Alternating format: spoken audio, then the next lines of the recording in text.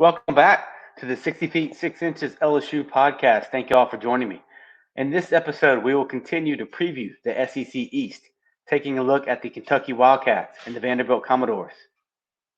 As always, you can find the 60 Feet 6 Inches LSU pod on all major audio platforms: Apple, Google, Spotify. If you're viewing this on the 60 Feet 6 Inches LSU YouTube channel, please make sure to like, subscribe, and comment. On Twitter, the account is at 60 feet 6IN LSU Pod. Once again, if you're looking on YouTube right now, you can see we've made some upgrades here. The Twitter account is right there underneath my name. It is at 60FT6IN LSU Pod. Make sure to follow that account. Hit that notifications bell as well. You don't want to miss out. There's going to be a ton of content dropping from now until the first pitch at Alex Box Stadium this year. And I'm very excited for what we have in store for y'all in the next couple weeks. So, if you missed the last episode, I previewed the Florida Gators and the Georgia Bulldogs. In terms of Florida, I predicted them to finish second in the SEC East with a 19-11 record. For Georgia, I predicted them to finish fifth, so a little bit of a drop off from last year, with a 13-17 SEC record. Of course, you can always find that older episode in podcast apps on the YouTube, or if you go back on Twitter, that is linked in Twitter as well. It is currently pinned up there.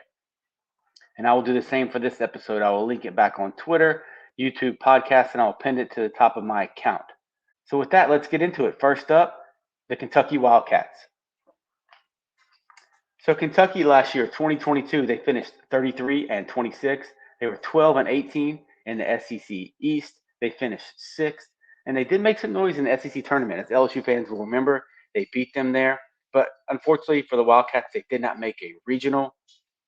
Looking back on some of their team statistics for 2022, in terms of hitting, they finished 11th in batting average at 277, second to last in slugging percentage. They did hit a lot of doubles, though, not a lot of home runs. In terms of doubles, they hit 122, which is good for fifth in the SEC. Home runs, almost last. They finished one home run ahead of South Carolina, who brought up the bottom of the league. They did steal a lot of bases, but in terms of the rest of the hitting categories, really at the bottom third. Pitching for the 2022 team, it wasn't great. 10th best team ERA at 4.89. They did allow the least amount of home runs, which tied A&M for the conference lead. The remainder of their stats, very average, very middle of the pack. The ninth best team batting average against at 257. So as you can see, not a great pitching staff either. In terms of fielding, once again, average to bottom third of the pack, finishing eighth. And that's why they finished 12-18 in the SEC. So it's pretty obvious from a statistical standpoint. Now looking ahead to 2023, let's kind of glance at their schedule real quick. Non-conference, nothing, no big shakes right here. They have a 3-game set with Elon to lead off the year. And then they play a midweek home and home with Louisville, and that probably is no surprise to anyone. In terms of the SEC, this is where things get interesting for the Wildcats here in 2023.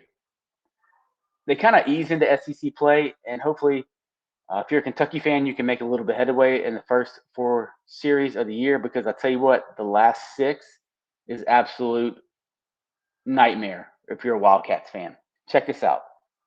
At LSU, A&M in Lexington, at Vandy, South Carolina and Lexington, who is preseason top 25 this year, at Tennessee, and then Florida with the last game of the series. That is rough.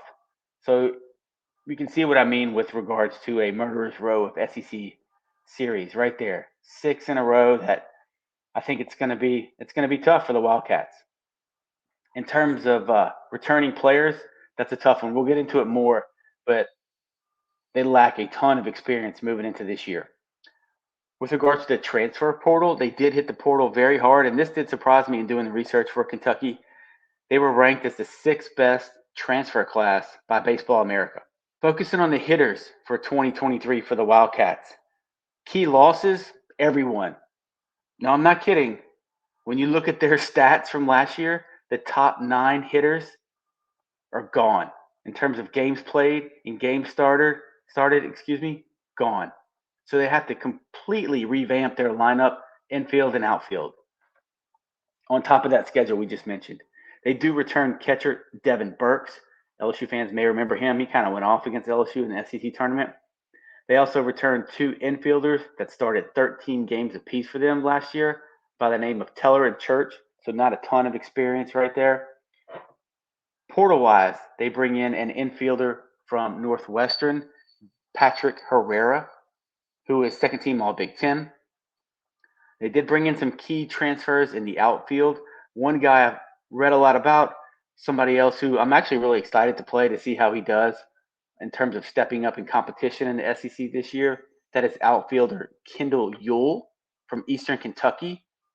He was first team Atlantic Sun last year, and he was a Golden Spikes semifinalist last year. So very impressive by that young man, but a big step up in competition from Eastern Kentucky in terms of who they play week in and week out. They brought in several other transfers, guys that had good careers so far or good stats last year from lower Division One programs. Not really Power Five or Grouper Five. A lot of teams like such as Lipscomb or a Furman maybe type teams that are looking to contribute. And Kentucky's going to really need those guys to step up this year and contribute and carry some of that burden moving forward. When you look at the pitching staff, key losses from last year was your ace, Sean Haney, who threw the most innings on the team at 65. He did have a great ERA at 2.62, and he finished 5-4 on the year. But the one that may hurt the most is you're going to lose. They lose their closer and the guy who had the best stuff on the team, and that is Tyler Guilfoyle. He had 21 appearances, a fabulous ERA at 1.59. He threw 51 innings pitched on the year and 80 Ks. So moving forward, I really look like just to let y'all know what things that I look at dissecting a pitcher or a team. If I haven't seen them pitch, one, his ERA is great, 1.59, but he has more than a 1-to-1 ratio in terms of innings pitched to strikeouts. And in any conference, that good, but really in the SEC with the quality of hitters that you face week in and week out, that's fabulous. Kentucky also loses Mason Hazelwood from last year. He started 8 games. And then Daniel Harper at the pen had 26 appearances. They do bring in a couple portal pitchers, but one thing I noticed when looking at the Kentucky pitching staff from last year is to this year, they bring back several guys that have started games, right? Tyler Bosma leads the way with 10 games started. Magdiel Cota with 9 games started. Then they have a couple other guys that 8 games started, 5 games, 4 games started. So they have a lot of experience. But in terms of longevity per outing, each of those guys only averaged about 3 to 4 innings per outing. So it looks like Kentucky really used that opener system that you've seen a lot of Major League Baseball teams go to the last couple of years. I think the Rays were really one of the first teams to use that system. And an opener means basically you take a guy from the bullpen or maybe somebody who doesn't have the stuff of like a Dollander or a Hurston Waldrop or a Paul Skeens that can really get you 6-7 innings. And you're just going to throw him out there for 3 to 4 innings, let them do the best they can. Then you're going to bring in somebody else who's going to stay out there for 3 to 4 innings. And it's just going to be a revolving door in the pen until last year they got to their closer, Guilfoyle. So what do we think here on the pod in terms of the 2023 prediction for Kentucky? Look, I think it's going to be a rough year in Lexington. There's no other way to sugarcoat it. Anytime you have to replace the top 9 guys on the stat sheet in terms of experience, batting average, power, RBIs, everything that they brought to the table and to the team, I think it's going to be a problem. And then you have to rely so much on transfers to fill that void. Now, look, in this day and age of college baseball, everybody has transfers from 1 through 25 in the rankings. And you never know how those guys are going to react in a conference such as the SEC where the pitching is very good. And it's not just on the high end, but it's the depth of the pitching staffs from middle relievers to bullpen guys to midweek guys who show up on the weekend. And I just think that's a big burden for those transfer kids to carry. And you just never know, what the result's going to be at the end of the year. It's just a little bit of a crapshoot. And that's with anybody, even the high name transfer portal guys, as opposed to some guys that may be from lower tier Division I programs. Pitching wise, they return a ton of experience. And if they use that opener system, how long can that last? Will that be able to get them through a non-conference and a conference schedule if you're throwing out 4 to 5 guys that are good, but not necessarily great. Will that be another formula that works again for Kentucky this year? I don't have a lot of faith in it. And then when you look at that schedule, it gets ugly in that 6 game stretch.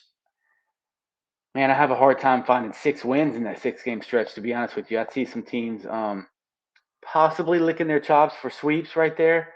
When you're looking at the quality of teams, LSU, A&M, Vanderbilt, Tennessee, Florida, man, that is just really tough, really tough. Therefore, I predict the Kentucky Wildcats.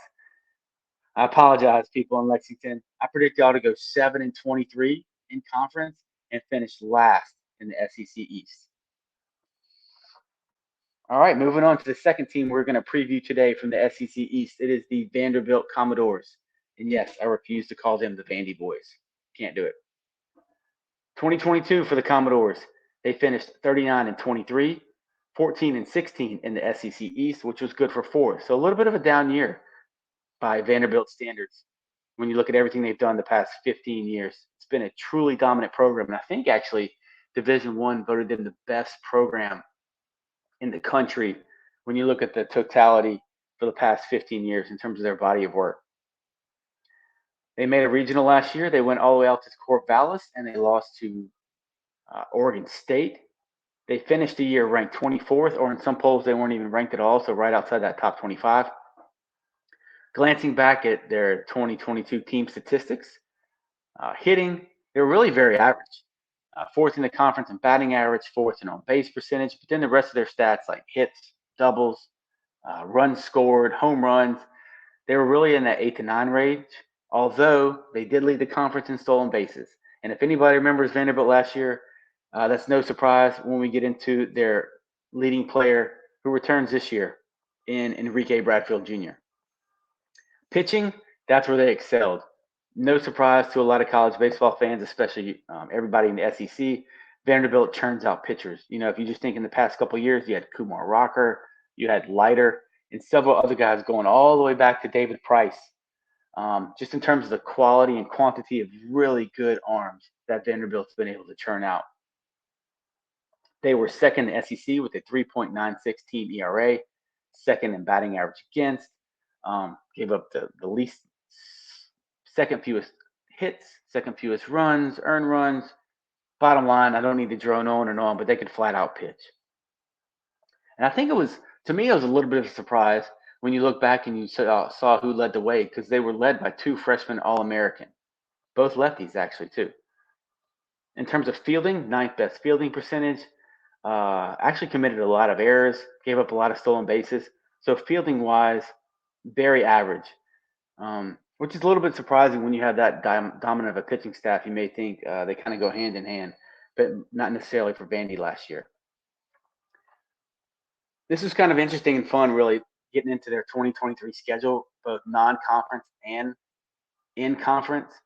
I will tip my hat to Vandy. It seems the past 10, 12 years, those guys are not afraid to play anybody, anywhere. I love how they schedule. I wish more teams around the country would schedule like this, and it seems like we're getting that way with these kind of resurgence baseball tournaments, really, to lead off the year. They start the season off at the College Baseball Showdown, which is in Arlington, Texas, at Globe Life Field. They will play TCU, Texas, and Oklahoma State. They then have a 3-game set with UCLA and Nashville.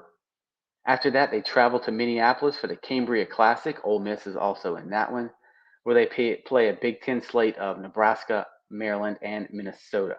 In terms of the SEC schedule, they miss out on LSU and A&M, but it shakes out pretty nice for those guys. They do open the season with back-to-back defending national champs, as they open the season with Ole Miss and then State. But I think after that tough non-conference, they're really going to know where they stand once they get into SEC play. And they finish up with at Florida and Arkansas at home. And looking at their schedule and kind of where I predict them to go, I really think those last 2 series of the year are going to be key for those guys. And if you look at those 3 teams, Florida, Arkansas, and Vanderbilt, I would imagine at that point in the year, they will all be fighting potentially for host sites, top 8 national seeds, if not a regional site as well.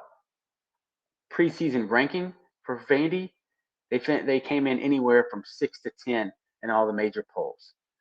Um, Recruiting class, they brought in a really good recruiting class, but their class actually got destroyed by the Major League Baseball draft. They lost 8 of their top 10 commitments, so they really got hurt on that front. They were able to hold on to a big right-handed pitching prospect who was the number 15th ranked prospect, so they got him onto campus, in addition to a highly rated infielder as well. In terms of the portal, they really didn't hit the portal very hard. I was a little surprised by that, but I guess if I take a step back, maybe they don't believe in the portal that much, or just the fact that Vanderbilt is such a tough school to get into. They're very limited in terms of the kids they're able to get on the campus. They did get a Duke transfer. He is an outfielder by the name of RJ Schreck. He had 18 home runs last year and was third team All ACC selection. So when we're looking at their hitters, who did they lose and who do they have coming back? So they lost a lot of experience and a lot of power. They lost Roberto Vaz Jr., Spencer Jones, the big, tall, about 6'5" right fielder who hit 12 home runs last year and was in the top 2 on the team in RBIs. They lost Dominic Keegan, who hit 14 home runs, once again, a top RBI producer. And Vaz and Jones actually stole a lot of bases for those guys as well. So in total, they lost 62% of their home run production and 4 out of their top 5 RBI producers. So there's a big lack in terms of power and the ability to drive in runs when you look at the 2023 team. They have some more experience, coming back in the outfield with Calvin Hewitt, and then they bring along TJ McKenzie in addition to the Duke transfer. But to me, it all starts and ends with Enrique Bradfield Jr. I mean, he was phenomenal last year. All-American candidate this year, top 10 Major League Baseball draft product. When you look at the college ranks, all he did last year was hit 317 and 8 home runs. And yes, I'm bearing the lead as he went 46 for 46 in stolen base opportunities last year. So nobody threw him out. And he was an absolute terror on the base paths last year.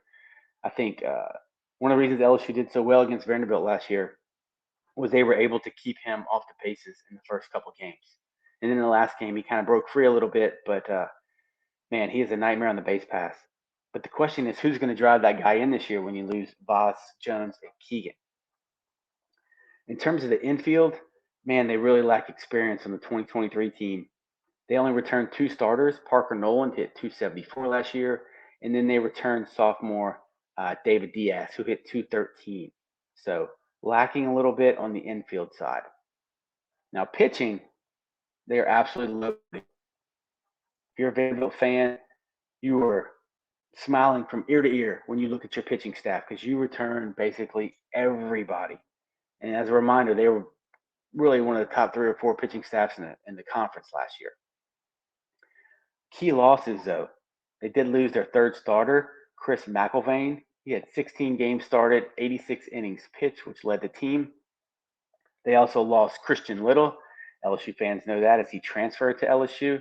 And he kind of split time between starting and the bullpen last year as well.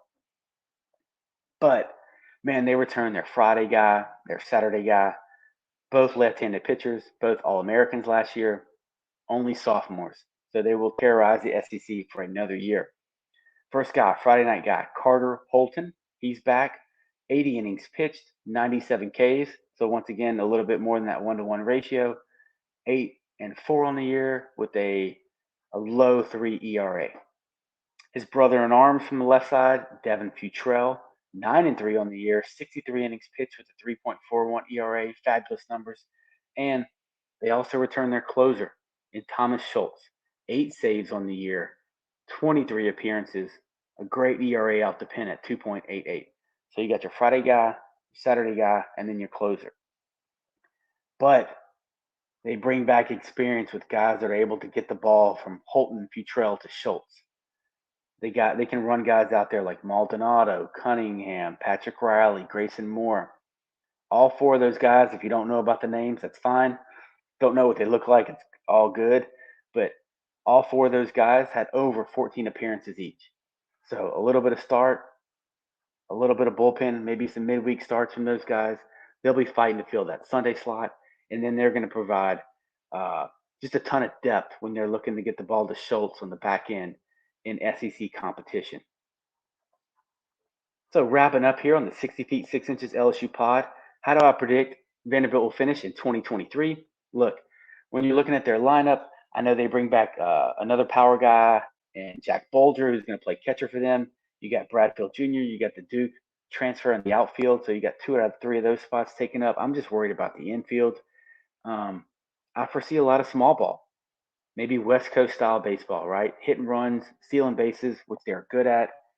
Um, Sacrifice bunts, because I just don't know where the power and the RBI production is going to come from on this 2023 team.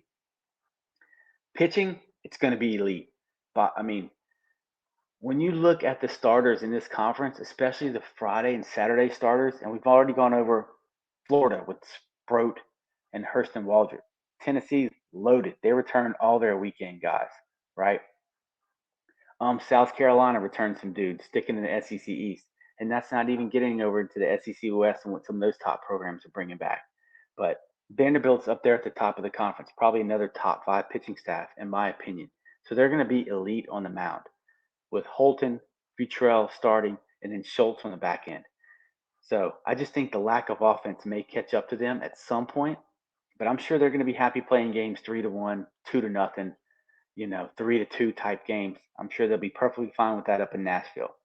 Therefore, I predict Vanderbilt to have not a down year, but kind of another ho-hum, quote unquote, average year for this program.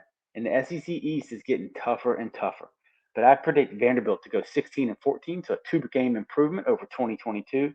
And with that 16-14 SEC record, I predict they will finish 4th in the SEC East. All right, that'll do it for this SEC East preview of Kentucky and Vanderbilt. Thank you all for tuning in. As a reminder, like, subscribe, comment on the YouTube channel, and follow the Twitter account. Set that notifications bell. The Twitter account is at 60FT6IN LSU Pod. This podcast will be pinned to the account. It will also be available on Apple, Google, Spotify, other major audio platforms, as y'all know. I will have a YouTube link on the Twitter account as well. On deck coming up either Thursday or Friday. I'm not sure where I'm going to drop it because I'm trying to sort some things out with Tennessee. Tennessee's going to have their own episode. But on deck will be Missouri and South Carolina from the SEC East. Until next time, thank y'all for tuning in. Y'all stay safe. And as always, go Tigers.